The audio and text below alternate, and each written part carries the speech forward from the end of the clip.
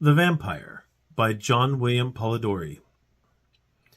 Extract of a letter from Geneva. I breathe freely in the neighborhood of this lake. The ground upon which I tread has been subdued from the earliest ages. The principal objects which immediately strike my eye bring to my recollection scenes in which man acted the hero and was the chief object of interest. Not to look back to earlier times of battles and sieges, here is the bust of Rousseau. Here is a house with an inscription denoting that the Genevan philosopher first drew breath under its roof. A little out of town is Ferney, the residence of Voltaire, where that wonderful, though certainly in many respects contemptible, character received, like the hermits of old, the visits of pilgrims, not only from his own nation, but from the farthest boundaries of Europe. Here too is Bonnet's abode, and a few steps beyond, the house of that astonishing woman, Madame de Staël, perhaps the first of her sex, who has really proved its often claimed equality with the nobler man. We have before had women who have written interesting novels and poems, in which their tact at observing drawing-room characters has availed them, but never since the days of Eloise have those faculties which are peculiar to man been developed as the possible inheritance of woman. Though even here, as in the case of Heloise, our sex have not been backward in alleging the existence of an Abelard in the person of M. Schlegel, as the inspirer of her works. But to proceed, upon the same side of the lake, Gibbon, Bonnivard, Bradshaw, and others mark, as it were, the stages for our progress, whilst upon the other side there is one house, built by Diodati, the friend of Milton, which has contained within its walls for several months that poet whom we have so often read together, and who, if human passions remain the same, and human feelings, like chords, on being swept by nature's impulses shall vibrate as before, will be placed by posterity in the first rank of our English poets. You must have heard, or the third canto of Childe Harold will have informed you, that Lord Byron resided many months in this neighborhood. I went with some friends a few days ago, after having seen Ferney, to view this mansion. I trod the floors with the same feelings of awe and respect as we did, together, those of Shakespeare's dwelling at Stratford. I sat down in a chair of the saloon, and satisfied myself that I was resting on what he had made his constant scat. I found a servant there who had lived with him. She, however, gave me but little information. She pointed out his bedchamber upon the same level as the saloon and dining-room, and informed me that he retired to rest at 3, got up at 2, and employed himself a long time over his toilet, that he never went to sleep without a pair of pistols and a dagger by his side, and that he never eat animal food. He apparently spent some part of every day upon the lake in an English boat. There is a balcony from the saloon which looks upon the lake and the mountain Jura, and I imagine that it must have been hence he contemplated the storm so magnificently described in the third canto, for you have from here a most extensive view of all the points he has therein depicted. I can fancy him like the scathed pine, whilst all around was sunk to repose, still waking to observe what gave but a weak image of the storms which had desolated his own breast. The sky is changed, and such a change, O night! And storm and darkness, ye are wondrous strong, yet lovely in your strength, as is the light of a dark eye in woman. Far along from peak to peak, the rattling crags among, leaps the lyre thunder, not from one lone cloud, but every mountain now hath found a tongue, and Jura answers through her misty shroud, back to the joyous Alps who call to her aloud. And this is in the night, most glorious night. Thou wert not sent for slumber. Let me be a sharer in thy far and fierce delight, a portion of the tempest and of me. How the lit lake shines a phosphoric sea, and the big rain comet dancing to the earth. And now again 'tis black, and now the glee of the loud hills shakes with its mountain mirth, as if they did rejoice o'er a young earthquake's birth. Now where the swift Rhine cleaves his way between heights which appear as lovers who have parted in haste, whose mining depths so intervene that they can meet no more, though broken-hearted, though in their souls which thus each other thwarted, love was the very root of the fond rage which blighted their life's bloom and then departed. Itself expired, but leaving them an age of years all winter, war within themselves to wage. I went down to the little port, if I may use the expression, wherein his vessel used to lay, and conversed with the cottager who had the care of it. You may smile, but I have my pleasure in thus helping my personification of the individual I admire by attaining to the knowledge of those circumstances which were daily around him. I have made numerous inquiries in the town concerning him, but can learn nothing. He only went into society there once, when M. Pictet took him to the house of a lady to spend the evening. They say he is a very singular man, and seem to think him very uncivil. Amongst other things they relate, that having invited M. Pictet and Bonstetten to dinner, he went on the lake to Chillon, leaving a gentleman who travelled with him to receive them and make his apologies. Another evening, being invited to the house of Lady D.H., he promised to attend, but upon approaching the windows of her ladyship's villa, and perceiving the room to be full of company, he set down his friend, desiring him to plead his excuse, and immediately returned home.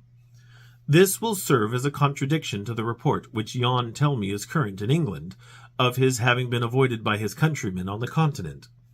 The case happens to be directly the reverse, as he has been generally sought by them, though on most occasions apparently without success.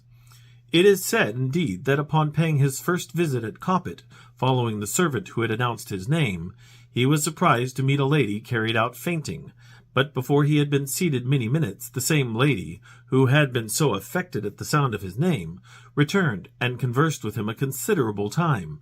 Such is female curiosity and affectation. He visited Coppet frequently, and of course associated there with several of his countrymen, who evinced no reluctance to meet him whom his enemies alone would represent as an outcast. Though I have been so unsuccessful in this town, I have been more fortunate in my inquiries elsewhere. There is a society 3 or 4 miles from Geneva, the centre of which is the Countess of Bruce, a Russian lady, well acquainted with the agréments de la société, who has collected them round herself at her mansion. It was chiefly there, I find, that the gentleman who travelled with Lord Byron, as physician, sought for society. He used almost every day to cross the lake by himself in one of their flat-bottomed boats, and return after passing the evening with his friends about 11 or 12 at night, often whilst the storms were raging in the circling summits of the mountains around. As he became intimate, from long acquaintance, with several of the families in this neighbourhood, I have gathered from their accounts some excellent traits of his lordship's character, which I will relate to you at some future opportunity. I must, however, free him from one imputation attached to him, of having in his house 2 sisters as the partakers of his revels. This is, like many other charges which have been brought against his lordship, entirely destitute of truth. His only companion was the physician I have already mentioned. The report originated from the following circumstance. Mr. Percy Bysshe Shelley, a gentleman well known for extravagance of doctrine, and for his daring, in their profession, even to sign himself with the title of Atheos in the album at Chamonix, having taken a house below, in which he resided with Miss M. W. Godwin and Miss Claremont, the daughters of the celebrated Mr. Godwin. They were frequently visitors at Diodati, and were often seen upon the lake with his lordship, which gave rise to the report, the truth of which is here positively denied. Among other things which the lady, from whom I procured these anecdotes, related to me, she mentioned the outline of a ghost story by Lord Byron. It appears that one evening Lord B., Mr. P. B. Shelley, the 2 ladies, and the gentleman before alluded to, after having perused a German work, which was entitled Phantasmagoriana, began relating ghost stories, when his lordship having recited the beginning of a Christabel, then unpublished, the whole took so strong a hold of Mr. Shelley's mind that he suddenly started up and ran out of the room. The physician and Lord Byron followed, and discovered him leaning against a mantelpiece, with cold drops of perspiration trickling down his face. After having given him something to refresh him, upon inquiring into the cause of his alarm, they found that his wild imagination having pictured to him the bosom of one of the ladies with eyes, which was reported of a lady in the neighbourhood where he lived, he was obligated to leave the room in order to destroy the impression. It was afterwards proposed, in the course of conversation, that each of the company present should write a tale depending upon some supernatural agency, which was undertaken by Lord B., the physician, and Miss M. W. Godwin, since published under the title of Frankenstein, or the Modern Prometheus. My friend, the lady above referred to, had in her possession the outline of each of these stories. I obtained them as a great favor, and herewith forward them to you, as I was assured you would feel as much curiosity as myself to peruse the debauches of so great a genius, and those immediately under his influence. Introduction. The superstition upon which this tale is founded is very general in the East. Among the Arabians it appears to be common.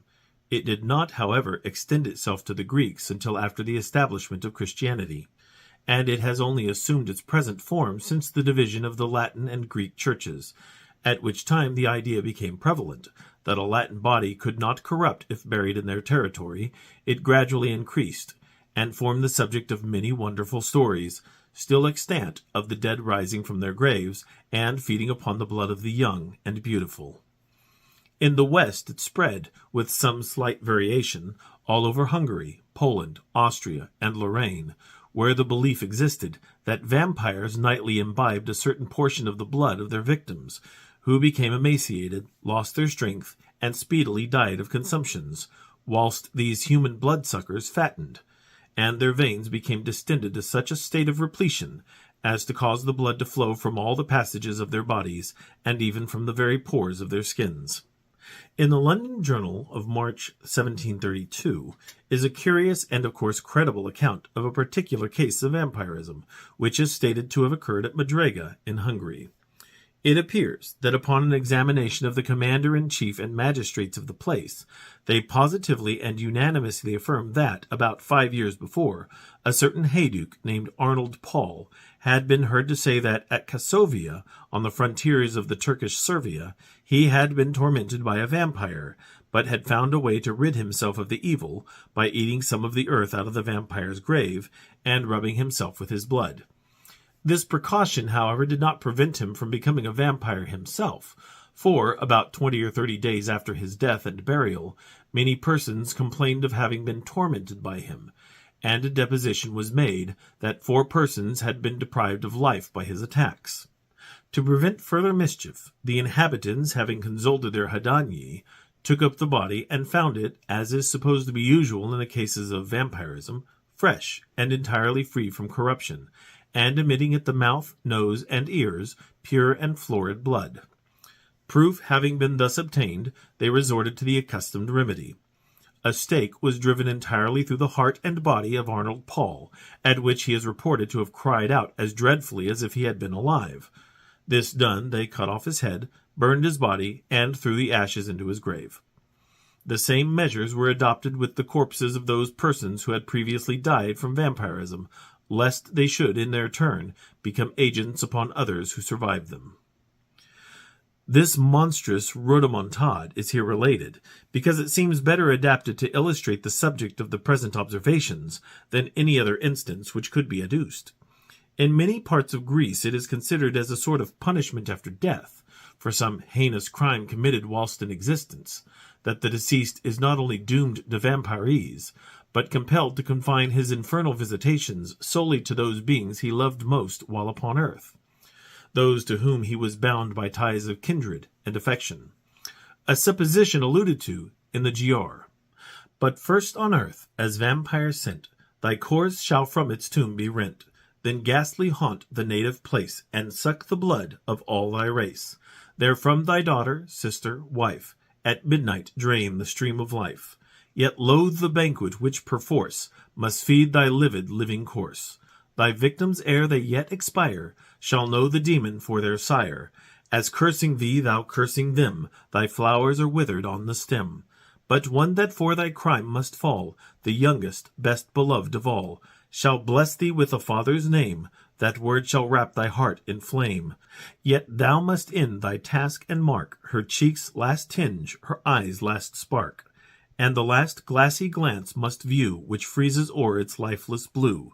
Then with unhallowed hand shall tear the tresses of her yellow hair, of which in life a lock when shorn, affection's fondest pledge was worn, but now is borne away by thee, memorial of thine agony.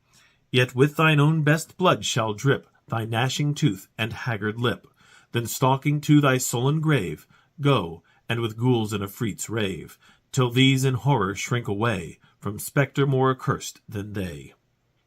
Mr. Southey has also introduced in his wild but beautiful poem of Thalaba the vampire corpse of the Arabian maid Onisa, who is represented as having returned from the grave for the purpose of tormenting him she best loved whilst in existence. But this cannot be supposed to have resulted from the sinfulness of her life, she being portrayed throughout the whole of the tale as a complete type of purity and innocence. The veracious Tournefort gives a long account in his travels of several astonishing cases of vampirism, to which he pretends to have been an eyewitness, and Calmet, in his great work upon this subject, besides a variety of anecdotes and traditionary narratives illustrative of its effects, has put forth some learned dissertations, tending to prove it to be a classical as well as barbarian error. Many curious and interesting notices on this singularly horrible superstition might be added, though the present may suffice for the limits of a note, necessarily devoted to explanation, and which may now be concluded by merely remarking that though the term vampire is the one in most general acceptation, there are several others synonymous with it, made use of in various parts of the world, as Rucolica, Vardulica, Ghoul, Brucolica, etc. The tale. It happened that in the midst of the dissipations attendant upon a London winter, there appeared at the various parties of the leaders of the ton a nobleman, more remarkable for his singularities than his rank. He gazed upon the mirth around him, as if he could not participate therein. Apparently the light laughter of the fair only attracted his attention, that he might by a look quell it, and throw fear into those breasts where thoughtlessness reigned. Those who felt this sensation of awe could not explain whence it arose. Some attribute it to the dead grey eye, which, fixing upon the object's face, did not seem to penetrate, and at one glance to pierce through to the inward workings of the heart, but fell upon the cheek with a leaden ray that weighed upon the skin could not pass. His peculiarities caused him to be invited to every house. All wished to see him, and those who had been accustomed to violent excitement, and now felt the weight of ennui, were pleased at having something in their presence capable of engaging their attention. In spite of the deadly hue of his face, which never gained a warmer tint either from the blush of modesty or from the strong emotion of passion, though its form and outline were beautiful, many of the female hunters after notoriety attempted to win his attentions, and gain, at least, some marks of what they might term affection. Lady Mercer, who had been the mockery of every monster shewn in drawing-rooms since her marriage, threw herself in his way, and did all but put on the dress of a mountebank to attract his notice, though in vain. When she stood before him, though his eyes were apparently fixed upon hers, still it seemed as if they were unperceived. Even her unappalled impudence was baffled, and she left the field. But though the common adulteress could not influence even the guidance of his eyes, it was not that the female sex was indifferent to him, yet such was the apparent caution with which he spoke to the virtuous wife and innocent daughter, that few knew he ever addressed himself to females. He had, however, the reputation of a winning tongue, and whether it was that it even overcame the dread of his singular character, or that they were moved by his apparent hatred of vice, he was as often among those females who form the boast of their sex from their domestic virtues, as among those who sully it by their vices. About the same time there came to London a young gentleman of the name of Aubrey. He was an orphan left with only a sister in the possession of great wealth, by parents who died while he was yet in childhood. Left also to himself by guardians who thought it their duty merely to take care of his fortune, while they relinquished the more important charge of his mind to the care of mercenary subalterns, he cultivated more his imagination than his judgment. He had, hence, that high romantic feeling of honor and candor which daily ruins so many milliners' apprentices. He believed all to sympathize with virtue, and thought that vice was thrown in by Providence merely for the picturesque effect of the scene, as we see in romances. He thought that the misery of a cottage merely consisted in the vesting of clothes, which were as warm, but which were better adapted to the painter's eye by their irregular folds and various colored patches. He thought, in fine, that the dreams of poets were the realities of life.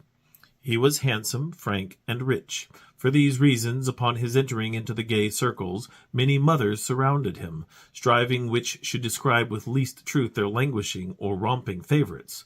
The daughters, at the same time, by their brightening countenances when he approached, and by their sparkling eyes when he opened his lips, soon led him into false notions of his talents and his merit.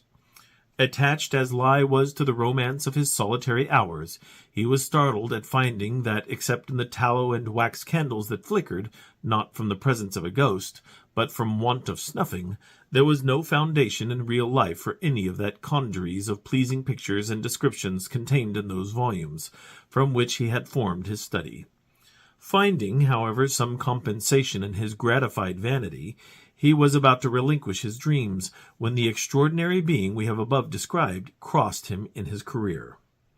He watched him, and the very impossibility of forming an idea of the character of a man entirely absorbed in himself, who gave few other signs of his observation of external objects than the tacit assent to their existence, implied by the avoidance of their contact, allowing his imagination to picture everything that flattered its propensity to extravagant ideas, he soon formed this object into the hero of a romance, and determined to observe the offspring of his fancy, rather than the person before him. He became acquainted with him, paid him attentions, and so far advanced upon his notice that his presence was always recognized. He gradually learnt that Lord Ruthven's affairs were embarrassed, and soon found, from the notes of preparation in Street, that he was about to travel.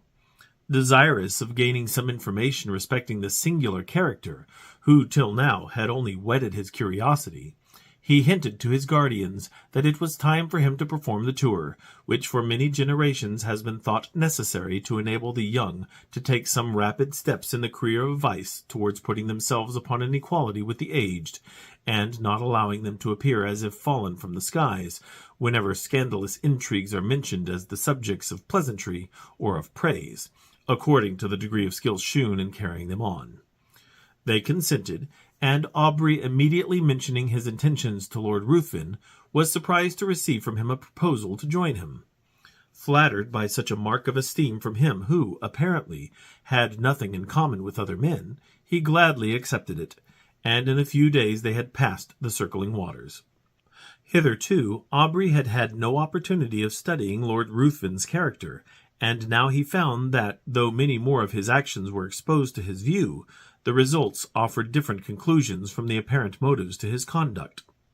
His companion was profuse in his liberality. The idle, the vagabond, and the beggar received from his hand more than enough to relieve their immediate wants. But Aubrey could not avoid remarking that it was not upon the virtuous, reduced to indigence by the misfortunes attendant even upon virtue, that he bestowed his alms. These were sent from the door with hardly suppressed sneers. But when the profligate came to ask something, not to relieve his wants, but to allow him to wallow in his lust, or to sink him still deeper in his iniquity, he was sent away with rich charity. This was, however, attributed by him to the greater importunity of the vicious, which generally prevails over the retiring bashfulness of the virtuous indigent. There was one circumstance about the charity of his lordship, which was still more impressed upon his mind. All those upon whom it was bestowed inevitably found that there was a curse upon it, for they were all either led to the scaffold, or sunk to the lowest and to the most abject misery. At Brussels and other towns through which they passed, Aubrey was surprised at the apparent eagerness with which his companions sought for the centres of all fashionable vice. There he entered into all the spirit of the faro table. He betted and always gambled with success, except where the known sharper was his antagonist, and then he lost even more than he gained. But it was always with the same unchanging face, with which he generally watched the society around. It was not, however, so when he encountered the rash youthful novice, or the luckless father of a numerous family. Then his very wish seemed fortune's law. This apparent abstractedness of mind was laid aside, and his eye sparkled with more fire than that of the cat whilst dallying with the half-dead mouse. In every town he left the formerly affluent youth, torn from the circle he adorned, cursing, in the solitude of a dungeon, the fate that had drawn him within the reach of this fiend, whilst many a father sat frantic, amidst the speaking looks of mute hungry children, without a single farthing of his late immense wealth, wherewith to buy even sufficient to satisfy their present craving. Yet he took no money from the gambling table, but immediately lost, to the ruiner of many, the last guilder he had just snatched from the convulsive grasp of the innocent. This might but be the result of a certain degree of knowledge, which was not, however, capable of combating the cunning of the more experienced. Aubrey often wished to represent this to his friend, and beg him to resign that charity and pleasure which proved the ruin of all, and did not tend to his own profit. But he delayed it. For each day he hoped his friend would give him some opportunity of speaking frankly and openly to him. However, this never occurred. Lord Ruthven, in his carriage, and amidst the various wild and rich scenes of nature, was always the same. His eye spoke less than his lip, and though Aubrey was near the object of his curiosity, he obtained no greater gratification from it than the constant excitement of vainly wishing to break that mystery, which to his exalted imagination began to assume the appearance of something supernatural. They soon arrived at Rome, and Aubrey for a time lost sight of his companion. He left him in daily attendance upon the morning circle of an Italian countess, whilst he went in search of the memorials of another almost deserted city. Whilst he was thus engaged, letters arrived from England, which he opened with eager impatience. The first was from his sister, breathing nothing but affection. The others were from his guardians. The latter astonished him.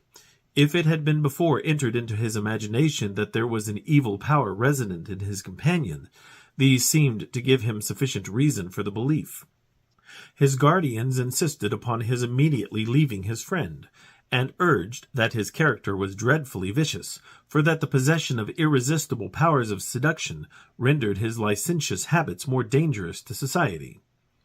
It had been discovered that his contempt for the adulteress had not originated in hatred of her character, but that he had required, to enhance his gratification, that his victim, the partner of his guilt, should be hurled from the pinnacle of unsullied virtue down to the lowest abyss of infamy and degradation. In fine, that all those females whom he had sought, apparently on account of their virtue, had, since his departure, thrown even the mask aside, and had not scrupled to expose the whole deformity of their vices to the public gaze. Aubrey determined upon leaving one whose character had not yet shown a single bright point on which to rest the eye. He resolved to invent some plausible pretext for abandoning him altogether, purposing, in the meanwhile, to watch him more closely, and to let no slight circumstances pass by unnoticed. He entered into the same circle, and soon perceived that his lordship was endeavouring to work upon the inexperience of the daughter of the lady whose house he chiefly frequented. In Italy, it is seldom that an unmarried female is met with in society. He was therefore obliged to carry on his plans in secret, but Aubrey's eye followed him in all his windings, and soon discovered that an assassination had been appointed, which would most likely end in the ruin of an innocent, though thoughtless girl. Losing no time, he entered the apartment of Lord Ruthven, and abruptly asked him his intentions with respect to the lady, informing him at the same time that he was aware of his being about to meet her that very night. Lord Ruthven answered that his intentions were such as he supposed all would have upon such an occasion, and upon being pressed whether he intended to marry her, merely laughed.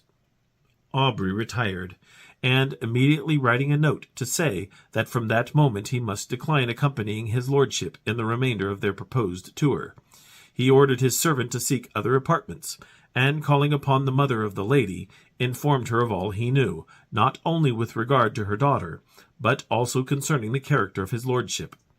The assassination was prevented. Lord Ruthven next day merely sent his servant to notify his complete assent to a separation, but did not hint any suspicion of his plans having been foiled by Aubrey's interposition. Having left Rome, Aubrey directed his steps towards Greece, and crossing the peninsula soon found himself at Athens. He then fixed his residence in the house of a Greek, and soon occupied himself in tracing the faded records of ancient glory upon monuments that apparently, ashamed of chronicling the deeds of freemen only before slaves, had hidden themselves beneath the sheltering soil or many-colored lichen.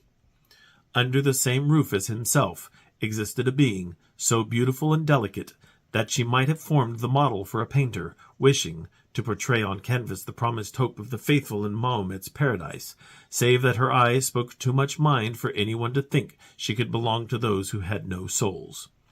As she danced upon the plain, or tripped along the mountain's side, one would have thought the gazelle a poor type of her beauties, for who would have exchanged her eye, apparently the eye of animated nature, for that sleepy, luxurious look of the animal suited but to the taste of an epicure?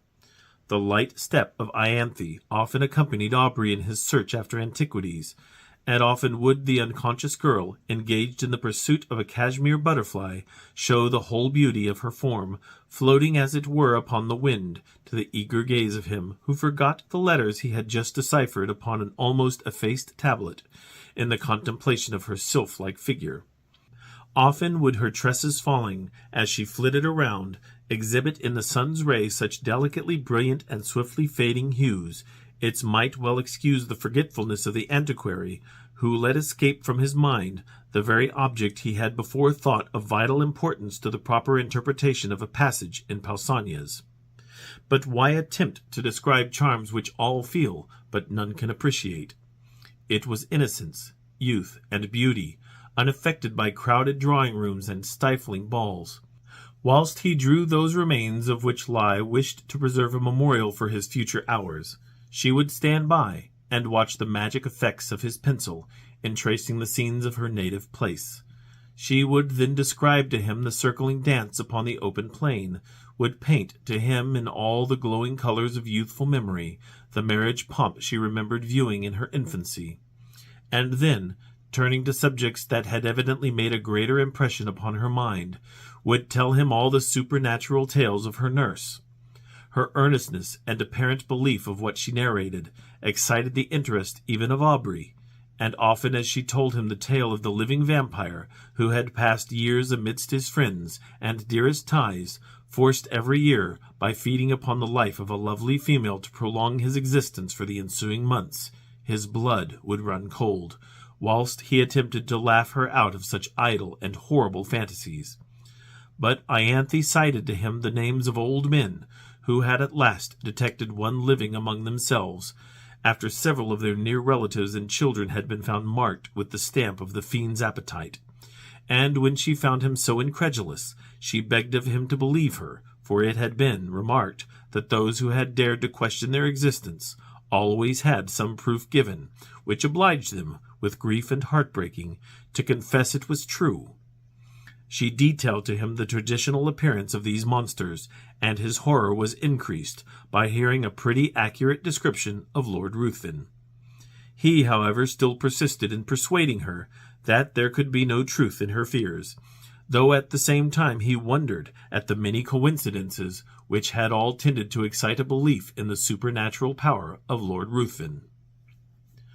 Aubrey began to attach himself more and more to Ianthe. Her innocence, so contrasted with all the affected virtues of the women among whom he had sought for his vision of romance, won his heart. And while he ridiculed the idea of a young man of English habits marrying an uneducated Greek girl, still he found himself more and more attached to the almost fairy form before him. He would tear himself at times from her, and, forming a plan for some antiquarian research, he would depart, determined not to return until his object was attained. But he always found it impossible to fix his attention upon the ruins around him, whilst in his mind he retained an image that seemed alone the rightful possessor of his thoughts. Ianthe was unconscious of his love, and was ever the same frank, infantile being he had first known. She always seemed to part from him with reluctance, but it was because she had no longer anyone with whom she could visit her favorite haunts, whilst her guardian was occupied in sketching or uncovering some fragment which had yet escaped the destructive hand of time. She had appealed to her parents on the subject of vampires, and they both, with several present, affirmed their existence, pale with horror at the very name. Soon after, Aubrey determined to proceed upon one of his excursions, which was to detain him for a few hours. When they heard the name of the place, they all at once begged of him not to return at night, as he must necessarily pass through a wood, where no Greek would ever remain after the day had closed upon any consideration. They described it as the resort of the vampires in their nocturnal orgies, and denounced the most heavy evils as impending upon him who dared to cross their path. Aubrey made light of their representations, and tried to laugh them out of the idea. But when he saw them shudder at his daring thus to mock a superior infernal power, the very name of which apparently made their blood freeze, he was silent. Next morning Aubrey set off upon his excursion unattended. He was surprised to observe the melancholy face of his host, and was concerned to find that his words, mocking the belief of those horrible fiends, had inspired them with such terror. When he was about to depart, Ianthe came to the side of his horse, and earnestly begged of him to return ere night allowed the power of these beings to be put in action. He promised. He was, however, so occupied in his research that he did not perceive that daylight would soon end, and that in the horizon there was one of those specks which, in the warmer climates, so rapidly gather into tremendous mass, and pour all their rage upon the devoted country. He at last, however, mounted his horse, determined to make up by speed for his delay, but it was too late. Twilight in these southern climates is almost unknown. Immediately the sun sets, night begins, and ere he had advanced far, the power of the storm was above. Its echoing thunders had scarcely an interval of rest. Its thick, heavy rain forced its way through the canopying foliage, whilst the blue-forked lightning seemed to fall and radiate at his very feet. Suddenly his horse took fright, and he was carried with dreadful rapidity through the entangled forest. The animal at last, through fatigue, stopped, and he found by the glare of lightning that he was in the neighborhood of a hovel that hardly lifted itself up from the masses of dead leaves and brushwood which surrounded it. Dismounting, he approached, hoping to find someone to guide him to the town, or at least trusting to obtain shelter from the pelting of the storm. As he approached, the thunders, for a moment silent, allowed him to hear the dreadful shrieks of a woman mingling with the stifled, exultant mockery of a laugh, continued in one almost unbroken sound. He was startled, but, roused by the thunder which again rolled over his head, he, with a sudden effort, forced open the door of the hut. He found himself in utter darkness. The sound, however, guided him. He was apparently unperceived, for though he called, still the sounds continued, and no notice was taken of him. He found himself in contact with someone, whom he immediately seized, when a voice cried, "Again baffled!" to which a loud laugh succeeded, and he felt himself grappled by one whose strength seemed superhuman. Determined to sell his life as dearly as he could, he struggled, but it was in vain. He was lifted from his feet and hurled with enormous force against the ground. His enemy threw himself upon him, and, kneeling upon his breast, had placed his hands upon his throat, when the glare of many torches penetrating through the hole that gave light in the day disturbed him. He instantly rose, and, leaving his prey, rushed through the door, and in a moment the crashing of the brandies as he broke through the wood was no longer heard. The storm was now still, and Aubrey, incapable of moving, was soon heard by those without. They entered. The light of their torches fell upon the mud walls, and the thatch loaded on every individual straw with heavy flakes of soot. At the desire of Aubrey, they searched for her who had attracted him by her cries. He was again left in darkness, but what was his horror when the light of the torches once more burst upon him, to perceive the airy form of his fair conductress brought in a lifeless corpse. He shut his eyes, hoping that it was but a vision arising from his disturbed imagination, but he again saw the same form when he unclosed them stretched by his side. There was no color upon her cheek, not even upon her lip, yet there was a stillness about her face that seemed almost as attaching as the life that once dwelt there. Upon her neck and breast was blood, and upon her throat were the marks of teeth having opened the vein. To this the men pointed, crying, simultaneously struck with horror, "A vampire! A vampire!" A litter was quickly formed, and Aubrey was laid by the side of her who had lately been to him the object of so many bright and fairy visions, now fallen with the flower of life that had died within her. He knew not what his thoughts were. His mind was benumbed, and seemed to shun reflection, and take refuge in vacancy. He held almost unconsciously in his hand a naked dagger of a particular construction, which had been found in the hut. They were soon met by different parties who had been engaged in the search of her whom a mother had missed. Their lamentable cries as they approached the city forewarned the parents of some dreadful catastrophe. To describe their grief would be impossible, but when they ascertained the cause of their child's death, they looked at Aubrey and pointed to the corpse. They were inconsolable. Both died broken-hearted. Aubrey, being put to bed, was seized with a most violent fever, and was often delirious. In these intervals he would call upon Lord Ruthven and upon Ianthe. By some unaccountable combination he seemed to beg of his former companion to spare the being he loved. At other times he would imprecate maledictions upon his head, and curse him as her destroyer. Lord Ruthven chanced at this time to arrive at Athens, and from whatever motive, upon hearing of the state of Aubrey, immediately placed himself in the same house, and became his constant attendant. When the latter recovered from his delirium, he was horrified and startled at the sight of him whose image he had now combined with that of a vampire. But Lord Ruthven, by his kind words, implying almost repentance for the fault that had caused their separation, and still more by the attention, anxiety, and care which he showed, soon reconciled him to his presence. His lordship seemed quite changed. He no longer appeared that apathetic being who had so astonished Aubrey, but as soon as his convalescence began to be rapid, he again gradually retired into the same state of mind, and Aubrey perceived no difference from the former man, except that at times he was surprised to meet his gaze fixed intently upon him, with a smile of malicious exultation playing upon his lips. He knew not why, but this smile haunted him. During the last stage of the invalid's recovery, Lord Ruthven was apparently engaged in watching the tideless waves raised by the cooling breeze, or in marking the progress of those orbs circling, like our world, the moveless sun. Indeed, he appeared to wish to avoid the eyes of all. Aubrey's mind by this shock was much weakened, and that elasticity of spirits which had once so distinguished him now seemed to have fled forever. He was now as much a lover of solitude and silence as Lord Ruthven, but much as he wished for solitude, his mind could not find it in the neighborhood of Athens. If he sought it amidst the ruins he had formerly frequented, Ianthe's form stood by his side.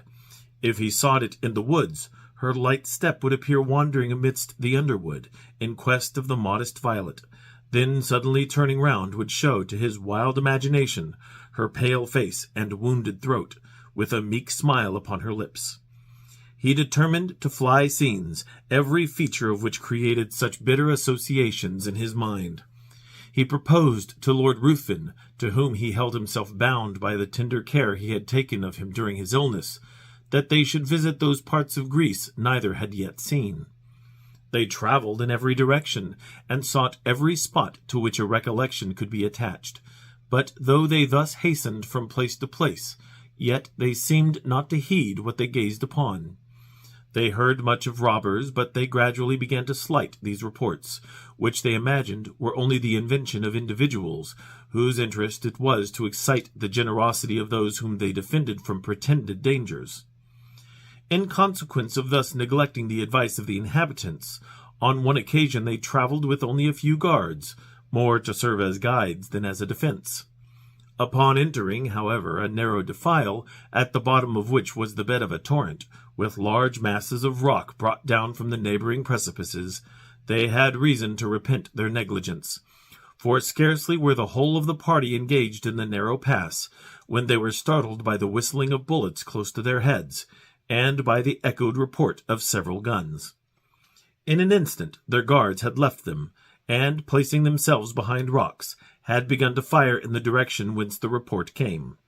Lord Ruthven and Aubrey, imitating their example, retired for a moment behind the sheltering turn of the defile, but ashamed of being thus detained by a foe, who with insulting shouts bade them advance, and being exposed to unresisting slaughter, if any of the robbers should climb above and take them in the rear, they determined at once to rush forward in search of the enemy. Hardly had they lost the shelter of the rock, when Lord Ruthven received a shot in the shoulder, which brought him to the ground. Aubrey hastened to his assistance, and, no longer heeding the contest or his own peril, was soon surprised by seeing the robbers' faces around him, his guards having, upon Lord Ruthven's being wounded, immediately thrown up their arms and surrendered. By promises of great reward, Aubrey soon induced them to convey his wounded friend to a neighboring cabin, and having agreed upon a ransom, he was no more disturbed by their presence, they being content merely to guard the entrance till their comrade should return with the promised sum, for which he had an order.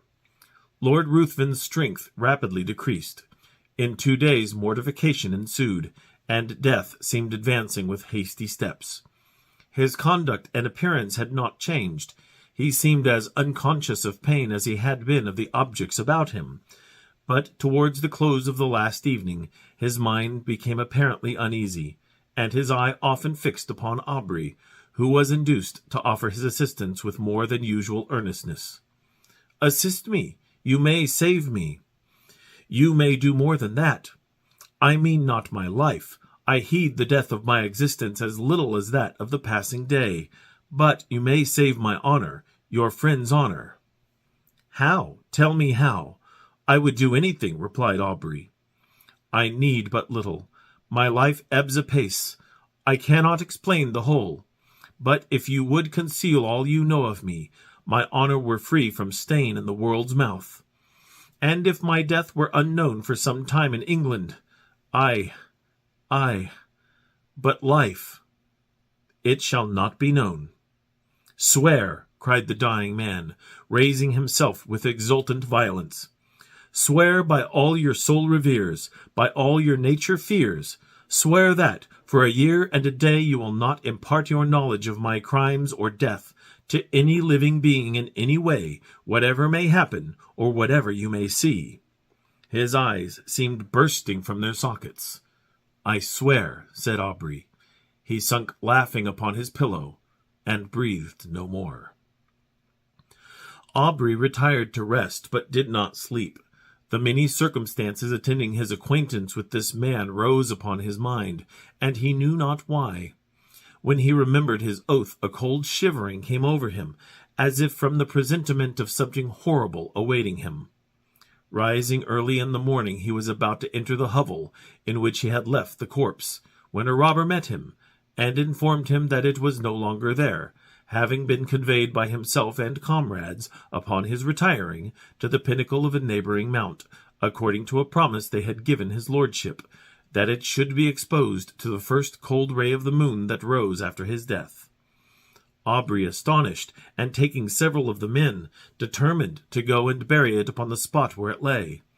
But when he had mounted to the summit, he found no trace of either the corpse or the clothes, though the robbers swore they pointed out the identical rock, on which they had laid the body. For a time his mind was bewildered in conjectures, but he at last returned, convinced that they had buried the corpse for the sake of the clothes. Weary of a country in which he had met with such terrible misfortunes, and in which all apparently conspired to heighten that superstitious melancholy that had seized upon his mind, he resolved to leave it, and soon arrived at Smyrna. While waiting for a vessel to convey him to Otranto or to Naples, he occupied himself in arranging those effects he had with him belonging to Lord Ruthven. Amongst other things there was a case containing several weapons of offence, more or less adapted to ensure the death of the victim. There were several daggers and atagans. Whilst turning them over and examining their curious forms, what was his surprise at finding a sheath apparently ornamented in the same style as the dagger discovered in the fatal hut. He shuddered. Hastening to gain further proof, he found the weapon, and his horror may be imagined when he discovered that it fitted, though peculiarly shaped, the sheath he held in his hand. His eyes seemed to need no further certainty. They seemed gazing to be bound to the dagger. Yet still he wished to disbelieve, but the particular form, the same varying tints upon the haft and sheath were alike in splendor on both, and left no room for doubt. There were also drops of blood on each. He left Smyrna, and on his way home at Rome, his first inquiries were concerning the lady he had attempted to snatch from Lord Ruthven's seductive arts. Her parents were in distress, their fortune ruined, and she had not been heard of since the departure of his lordship. Aubrey's mind became almost broken under so many repeated horrors. He was afraid that this lady had fallen a victim to the destroyer of Ianthe. He became morose and silent, and his only occupation consisted in urging the speed of the postilions, as if he were going to save the life of someone he held dear. He arrived at Calais. A breeze, which seemed obedient to his will, soon wafted him to the English shores, and he hastened to the mansion of his fathers, and there, for a moment, appeared to lose, in the embraces and caresses of his sister, all memory of the past. If she before, by her infantine caresses, had gained his affection, now that the woman began to appear, she was still more attaching as a companion. Miss Aubrey had not that winning grace which gains the gaze and applause of the drawing-room assemblies. There was none of that light brilliancy which only exists in the heated atmosphere of a crowded apartment. Her blue eye was never lit up by the levity of the mind beneath. There was a melancholy charm about it, which did not seem to arise from misfortune, but from some feeling within, that appeared to indicate a soul conscious of a brighter realm. Her step was not that light footing, which strays where'er a butterfly or a color may attract. It was sedate and pensive. When alone, her face was never brightened by the smile of joy, but when her brother breathed to her his affection, and would in her presence forget those griefs she knew destroyed his rest, who would have exchanged her smile for that of the voluptuary? It seemed as if those eyes, that face, were then playing in the light of their own native sphere. She was yet only 18, and had not been presented to the world, it having been thought by her guardians more fit that her presentation should be delayed until her brother's return from the continent, when he might be her protector. It was now, therefore, resolved that the next drawing-room, which was fast approaching, should be the epoch of her entry into the busy scene. Aubrey would rather have remained in the mansion of his fathers, and fed upon the melancholy which overpowered him. He could not fed interest about the frivolities of fashionable strangers, when his mind had been so torn by the events he had witnessed. But he determined to sacrifice his own comfort to the protection of his sister. They soon arrived in town, and prepared for the next day, which had been announced as a drawing-room. The crowd was excessive. A drawing-room had not been held for a long time, and all who were anxious to bask in the smile of royalty hastened thither. Aubrey was there with his sister. While he was standing in a corner by himself, heedless of all around him, engaged in the remembrance that the first time he had seen Lord Ruthven was in that very place, he felt himself suddenly seized by the arm, and a voice he recognized too well sounded in his ear. "Remember your oath." He had hardly courage to turn, fearful of seeing a spectre that would blast him, when he perceived, at a little distance, the same figure which had attracted his notice on this spot upon his first entry into society.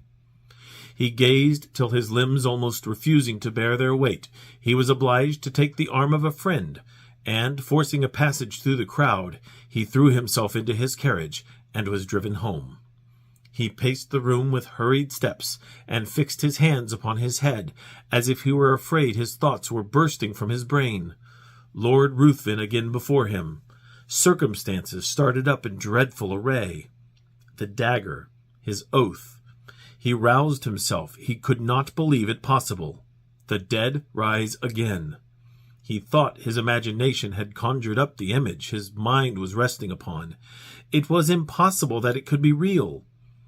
He determined, therefore, to go again into society, for though he attempted to ask concerning Lord Ruthven, the name hung upon his lips, and he could not succeed in gaining information. He went a few nights after with his sister to the assembly of a near relation. Leaving her under the protection of a matron, he retired into a recess, and there gave himself up to his own devouring thoughts. Perceiving at last that many were leaving, he roused himself, and, entering another room, found his sister surrounded by several, apparently in earnest conversation. He attempted to pass and get near her when one, whom he requested to move, turned round, and revealed to him those features he most abhorred. He sprang forward, seized his sister's arm, and, with hurried step, forced her towards the street. At the door he found himself impeded by the crowd of servants who were waiting for their lords, and while he was engaged in passing them, he again heard that voice whisper close to him, "Remember your oath." He did not dare to turn, but, hurrying his sister, soon reached home. Aubrey became almost distracted. If before his mind had been absorbed by one subject, how much more completely was it engrossed, now that the certainty of the monster's living again pressed upon his thoughts. His sister's attentions were now unheeded, and it was in vain that she entreated him to explain to her what had caused his abrupt conduct. He only uttered a few words, and those terrified her. The more he thought, the more he was bewildered. His oath startled him. Was he then to allow this monster to roam, bearing ruin upon his breath amidst all he held dear, and not avert its progress? His very sister might have been touched by him. But even if he were to break his oath and disclose his suspicions, who would believe him? He thought of employing his own hand to free the world from such a wretch, but death, he remembered, had already been mocked. For days he remained in this state, shut up in his room. He saw no one, and ate only when his sister came, who, with eyes streaming with tears, besought him for her sake to support nature. At last, no longer capable of bearing stillness and solitude, he left his house, roamed from street to street, anxious to fly that image which haunted him. His dress became neglected, and he wandered, as often exposed to the noonday sun as to the midnight damps. He was no longer to be recognized. At first he returned with the evening to the house, but at last he laid him down to rest wherever fatigue overtook him. His sister, anxious for his safety, employed people to follow him, but they were soon distanced by him who fled from a pursuer swifter than any from thought. His conduct, however, suddenly changed. Struck with the idea that he left by his absence the whole of his friends, with a fiend amongst them, of whose presence they were unconscious, he determined to enter again into society, and watch him closely, anxious to forewarn, in spite of his oath, all whom Lord Ruthven approached with intimacy. But when he entered into a room, his haggard and suspicious looks were so striking, his inward shudderings so visible, that his sister was at last obliged to beg of him to abstain from seeking, for her sake, a society which affected him so strongly. When, however, remonstrance proved unavailing, the guardians thought proper to interpose, and, fearing that his mind was becoming alienated, they thought it high time to resume again that trust which had been before imposed upon them by Aubrey's parents. Desirous of saving him from the injuries and sufferings he had daily encountered in his wanderings, and of preventing him from exposing to the general eye those marks of what they considered folly, they engaged a physician to reside in the house and take constant care of him. He hardly appeared to notice it, so completely was his mind absorbed by one terrible subject. His incoherence became at last so great that he was confined to his chamber. There he would often lie for days, incapable of being roused. He had become emaciated. His eyes had attained a glassy luster. The only sign of affection and recollection remained displayed itself upon the entry of his sister. Then he would sometimes start, and, seizing her hands with looks that severely afflicted her, he would desire her not to touch him. "Oh, do not touch him! If your love for me is aught, do not go near him." When, however, she inquired to whom he referred, his only answer was, "True, true," and again he sank into a state whence not even she could rouse him. This lasted many months. Gradually, however, as the year was passing, his incoherences became less frequent, and his mind threw off a portion of its gloom, whilst his guardians observed that several times in the day he would count upon his fingers a definite number, and then smile. The time had nearly elapsed, when, upon the last day of the year, one of his guardians, entering his room, began to converse with his physician upon the melancholy circumstance of Aubrey's being in so awful a situation, when his sister was going next day to be married. Instantly Aubrey's attention was attracted. He asked anxiously to whom. Glad of this mark of returning intellect, of which they feared he had been deprived, they mentioned the name of the Earl of Marsden. Thinking this was a young earl whom he had met with in society, Aubrey seemed pleased, and astonished them still more by his expressing his intention to be present at the nuptials, and desiring to see his sister. They answered not, but in a few minutes his sister was with him. He was apparently again capable of being affected by the influence of her lovely smile, for he pressed her to his breast and kissed her cheek wet with tears, flowing at the thought of her brother's being once more alive to the feelings of affection. He began to speak with all his wonted warmth, and to congratulate her upon her marriage with a person so distinguished for rank and every accomplishment, when he suddenly perceived a locket upon her breast. Opening it, what was his surprise at beholding the features of the monster who had so long influenced his life. He seized the portrait in a paroxysm of rage, and trampled it under foot. Upon her asking him why he thus destroyed the resemblance of her future husband, he looked as if he did not understand her. Then, seizing her hands, and gazing on her with a frantic expression of countenance, he bade her swear that she would never wed this monster, but he could not advance. It seemed as if that voice again bade him remember his oath. He turned suddenly around, thinking Lord Ruthven was near him, but saw no one. In the meantime the guardians and physician, who had heard the whole, and thought this was but a return of his disorder, entered, and, forcing him from Miss Aubrey, desired her to leave him. He fell upon his knees to them, he implored, he begged of them to delay but for one day.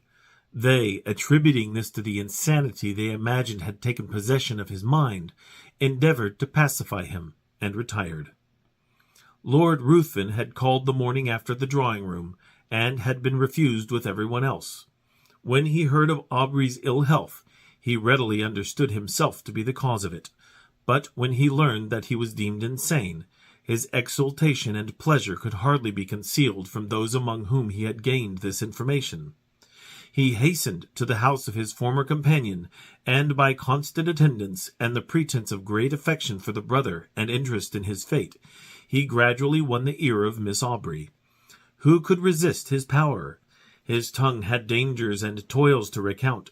He could speak of himself as an individual having no sympathy with any being on the crowded earth, save with her to whom he addressed himself. Could tell how, since he knew her, his existence had begun to seem worthy of preservation, if it were merely that he might listen to her soothing accents. In fine, he knew so well how to use the serpent's art, or such was the will of fate, that he gained her affections. The title of the elder branch falling at length to him, he obtained an important embassy, which served as an excuse for hastening the marriage, in spite of her brother's deranged state, which was to take place the very day before his departure for the continent. Aubrey, when he was left by the physician and his guardians, attempted to bribe the servants, but in vain. He asked for pen and paper. It was given him. He wrote a letter to his sister, conjuring her, as she valued her own happiness, her own honor, and the honor of those now in the grave, who once held her in their arms as their hope and the hope of their house, to delay but for a few hours that marriage, on which he denounced the most heavy curses. The servants promised they would deliver it, but giving it to the physician, he thought it better not to harass any more the mind of Miss Aubrey by what he considered the ravings of a maniac. Night passed on without rest to the busy inmates of the house, and Aubrey heard, with a horror that may more easily be conceived than described, the notes of busy preparation. Morning came, and the sound of carriages broke upon his ear. Aubrey grew almost frantic. The curiosity of the servants at last overcame their vigilance. They gradually stole away, leaving him in the custody of a helpless old woman. He seized the opportunity, with one bound was out of the room, and in a moment found himself in the apartment where all were nearly assembled. Lord Ruthven was the first to perceive him. He immediately approached, and taking his arm by force, hurried him from the room, speechless with rage. When on the staircase, Lord Ruthven whispered in his ear, "Remember your oath, and know, if not my bride today, your sister is dishonored. Women are frail." So saying, he pushed him towards his attendants, who, roused by the old woman, had come in search of him. Aubrey could no longer support himself. His rage, not finding vent, had broken a blood vessel, and he was conveyed to bed. This was not mentioned to his sister, who was not present when he entered, as the physician was afraid of agitating her. The marriage was solemnized, and the bride and bridegroom left London. Aubrey's weakness increased. The effusion of blood produced symptoms of the near approach of death. He desired his sister's guardians might be called, and when the midnight hour had struck, he related composedly what the reader has perused. He died immediately after. The guardians hastened to protect Miss Aubrey, but when they arrived it was too late. Lord Ruthven had disappeared, and Aubrey's sister had glutted the thirst of a vampire. Extract of a letter containing an account of Lord Byron's residence in the island of Mitylene. Account of Lord Byron's residence, etc. The world was all before him, where to choose his place of rest, and Providence his guide. In sailing through the Grecian archipelago on board one of His Majesty's vessels in the year 1812, we put into the harbor of Mitylene, on the island of that name. The beauty of this place, and the certain supply of cattle and vegetables always to be had there, induce many British vessels to visit it, both men of war and merchantmen, and though it lies rather out of the track for ships bound to Smyrna, its bounties amply repay for the deviation of a voyage. We landed, as usual, at the bottom of the bay, and whilst the men were employed in watering, and the purser bargaining for cattle with the natives, the clergyman and myself took a ramble to the cave called Homer's School, and other places where we had been before. On the brow of Mount Ida, a small monticule so named, we met with and engaged a young Greek as our guide, who told us he had come from Show with an English lord, who left the island 4 days previous to our arrival in his felucca. He engaged me as a pilot, said the Greek, and would have taken me with him, but I did not choose to quit Mitylene, where I am likely to get married. He was an odd but a very good man. The cottage over the hill facing the river belongs to him, and he has left an old man in charge of it. He gave Dominic, the wine trader, 600 zecchines for it, about £250 English currency, and has resided there about 14 months, though not constantly, for he sails in his felucca very often to the different islands. This account excited our curiosity very much, and we lost no time in hastening to the house where our countryman had resided. We were kindly received by an old man, who conducted us over the mansion. It consisted of 4 apartments on the ground floor, an entrance hall, a drawing room, a sitting parlor, and a bedroom, with a spacious closet annexed. They were all simply decorated, plain green-stained walls, marble tables on either side, a large myrtle in the center, and a small fountain beneath, which could be made to play through the branches by moving a spring fixed in the side of a small bronze Venus in a leaning posture. A large couch or sofa completed the furniture. In the hall stood 6 English cane chairs and an empty bookcase. There were no mirrors, nor a single painting. The bedchamber had merely a large mattress spread on the floor, with 2 stuffed cotton quilts and a pillow, the common bed throughout Greece. In the sitting room we observed a marble recess, formerly, the old man told us, filled with books and papers, which were then in a large seaman's chest in the closet. It was open, but we did not think ourselves justified in examining the contents. On the tablet of the recess lay Voltaire's, Shakespeare's, Boileau's, and Rousseau's works complete, Volney's Ruins of Empires, Zimmermann in the German language, Klopstock's Messiah, Kotzebue's novels, Schiller's Play of the Robbers, Milton's Paradise Lost, an Italian edition printed at Parma in 1810. Several small pamphlets from the Greek press at Constantinople, much torn, but no English book of any description. Most of these books were filled with marginal notes, written with a pencil in Italian and Latin. The Messiah was literally scribbled all over, and marked with slips of paper on which also were remarks. The old man said the Lord had been reading these books the evening before he sailed, and forgot to place them with the others, but, said he, there they must lie until his return, for he is so particular that were I to move one thing without orders, he would frown upon me for a week together. He is otherways very good. I once did him a service, and I have the produce of this farm for the trouble of taking care of it, except 20 zecchines which I pay to an aged Armenian, who resides in a small cottage in the wood, and whom the Lord brought here from Adrianople, I don't know for what reason. The appearance of the house externally was pleasing. The portico in front was 50 paces long and 14 broad, and the fluted marble pillars with black plinths and fretwork cornices, as it is now customary in Grecian architecture, were considerably higher than the roof. The roof, surrounded by a light stone balustrade, was covered by a fine Turkey carpet, beneath an awning of strong coarse linen. Most of the housetops are thus furnished, as upon them the Greeks passed their evenings in smoking, drinking light wines, such as La Chrisma Christi, eating fruit, and enjoying the evening breeze. On the left hand, as we entered the house, a small streamlet glided away.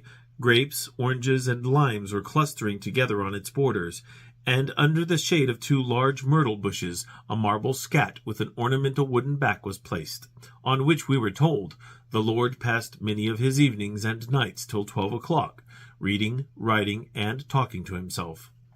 I suppose, said the old man, praying, for he was very devout, and always attended our church twice a week, besides Sundays.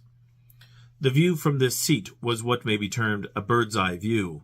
A line of rich vineyards led the eye to Mount Calcla, covered with olive and myrtle trees in bloom, and on the summit of which an ancient Greek temple appeared in majestic decay.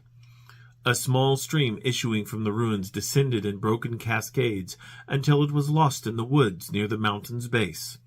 The sea, smooth as glass, and an horizon unshadowed by a single cloud, terminates the view in front, and a little on the left, through a vista of lofty chestnut and palm trees, several small islands were distinctly observed, studding the light blue wave with spots of emerald green.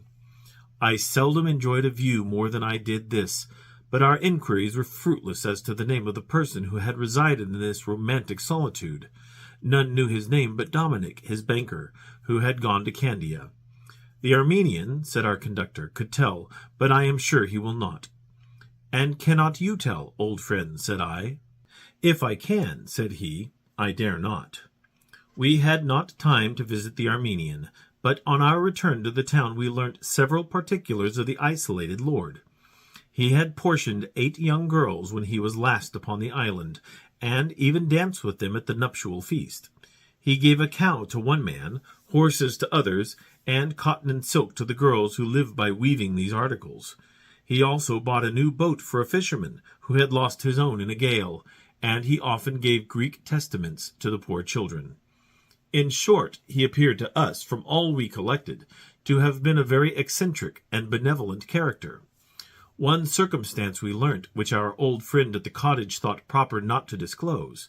He had a most beautiful daughter, with whom the Lord was often seen walking on the seashore, and he had bought her a pianoforte, and taught her himself the use of it. Such was the information with which we departed from the peaceful isle of Mitylene, our imaginations all on the rack, guessing who this rambler in Greece could be. He had money, it was evident. He had philanthropy of disposition, and all those eccentricities which mark peculiar genius. Arrived at Palermo, all our doubts were dispelled. Falling in company with Mr. Foster, the architect, a pupil of Wyatt's, who had been travelling in Egypt and Greece. The individual, said he, about whom you are so anxious is Lord Byron. I met him in my travels on the island of Tenedos, and I also visited him at Mitylene. We had never then heard of his lordship's fame, as we had been some years from home, but Childe Harold being put into our hands, we recognized the recluse of Calcla on every page. Deeply did we regret not having been more curious in our researches at the cottage, but we consoled ourselves with the idea of returning to Mitylene on some future day. But to me that day will never return. I make this statement, believing it not quite uninteresting, and in justice to his lordship's good name, which has been grossly slandered. He has been described as of an unfeeling disposition, averse to associating with human nature, or contributing in any way to soothe its sorrows or add to its pleasures. The fact is directly the reverse, as may be plainly gathered from these little anecdotes. All the finer feelings of the heart, so elegantly depicted in his lordship's poems, seem to have their seat in his bosom. Tenderness, sympathy, and charity appear to guide all his actions, and his courting the repose of solitude is an additional reason for marking him as a being on whose heart religion hath set her seal, and over whose head benevolence hath thrown her mantle. No man can read the preceding pleasing traits without feeling proud of him as a countryman.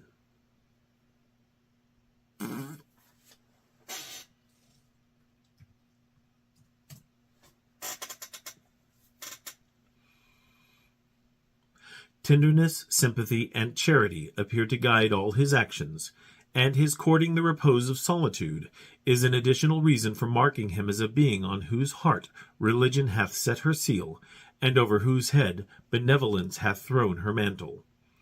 No man can read the preceding pleasing traits without feeling proud of him as a countryman. With respect to his loves or pleasures, I do not assume a right to give an opinion. Reports are ever to be received with caution, particularly when directed against man's moral integrity, and he who dares justify himself before that awful tribunal, where all must appear, alone may censure the errors of a fellow mortal. Lord Byron's character is worthy of his genius. To do good in secret, and shun the world's applause, is the surest testimony of a virtuous heart and self-approving conscience. The end.